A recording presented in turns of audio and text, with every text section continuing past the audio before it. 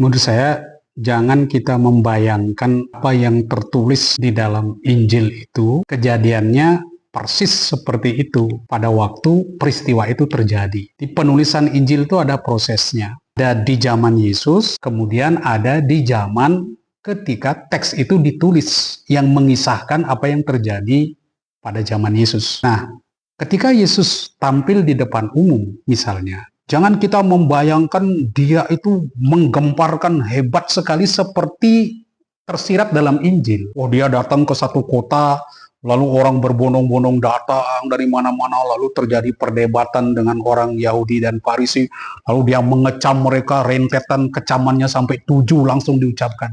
Tidak. Peristiwanya mungkin terjadi dalam rentang waktu yang berbeda. Tetapi itu dikisahkan ulang. Maksudnya begini, waktu Yesus tampil di depan umum, orang belum tahu dia itu Tuhan. Orang belum tahu dia itu anak Allah. Tetapi ketika teks ini ditulis, itu ditulis sesudah kebangkitan. Karena orang baru sadar, ternyata ini bukan orang biasa. Ternyata dia Allah.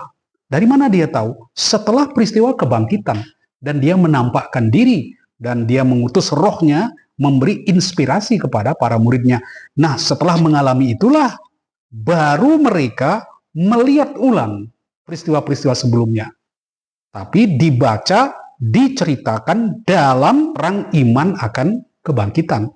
Karena itu di dalam cerita-cerita itu sudah muncul seakan-akan mereka menyebut engkaulah Mesias, engkaulah Allah. Padahal waktu peristiwa itu terjadi belum tentu mereka sudah mengatakan demikian. Jadi tapi ini dibaca ulang oleh mereka, diceritakan ulang sebagai suatu kesaksian iman untuk menunjukkan, untuk meyakinkan kita supaya kita pun ketika membaca itu mengalami iman yang sama, bertumbuh dalam iman yang sama, sehingga kita kagum pada dia dan kita diarahkan untuk mengimani Yesus.